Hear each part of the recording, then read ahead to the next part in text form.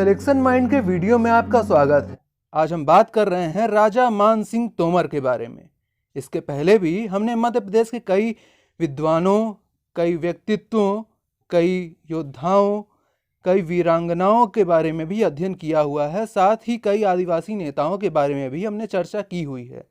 अगर आपने उन वीडियोस को नहीं देखा है तो उन्हें भी जाकर देख लें। राजा मान सिंह तोमर कुशल योद्धा एवं न्यायप्रिय शासक थे। वे ललित कला प्रेमी व स्थापत्य शैली के जानकार भी थे।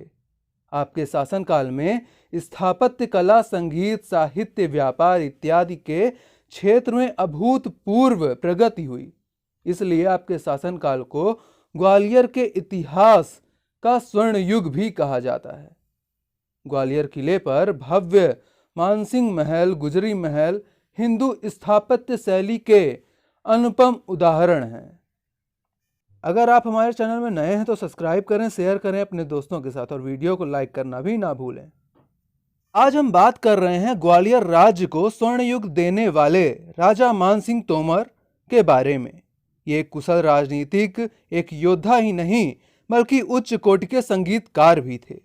दर्जनों रागों के अलावा शास्त्रीय संगीत में सबसे सम्माननीय माने जाने वाली गायन शैली ध्रुपद का आविष्कार भी राजा मान सिंह द्वारा ही किया गया था। राजा मान सिंह तोमर अपने लिए खुद गीत लिखते थे, संगीतबद्ध करते थे, तब गाते थे। शास्त्रीय संगीत को व्यवस्थित रूप देने के लिए उन्होंने मान कौतूहल ग्रंथ की रचना भी की है। इस ग्रंथ का अरबी और फारसी में कई बार अनुवाद भी किया गया।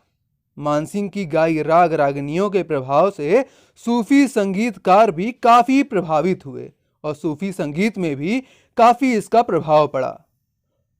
मुगल कालीन फारसी साहित्यकार फकीरुल्लाह ने लिखा है, मुझे नहीं लगता कोई राजा या प्रशासक मान सिंह के बराबर गायन शास्त्र में प्रवीण हो सकेगा।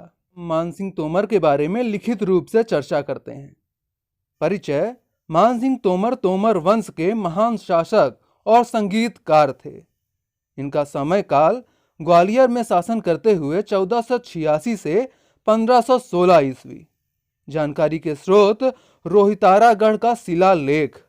अगर मान सिंह तोमर की उपलब्धि के बारे में हम चर्चा करें, ग्वालियर में गुजरी महल और मान मंदिर का निर्माण कराया था इन्होंने। कृषकों की सहायता हेतु अनेक झीलों एवं तालाबों का निर्माण कराया था। मान सिंह तोमर स्वयं एक संगीतकार थे। उन्होंने संगीत में मान कौतूहल नामक ग्रंथ की रचना की थी। इनके शासन काल को ग्वालियर का स्वर्ण काल भी कहा जाता है।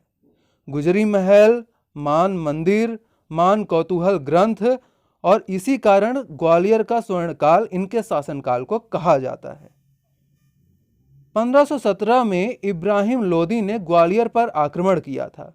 उस समय मान सिंह तोमर ग्वालियर के शासक थे और उसी युद्ध में लड़ते हुए मान सिंह तोमर वीर गति को प्राप्त हुए।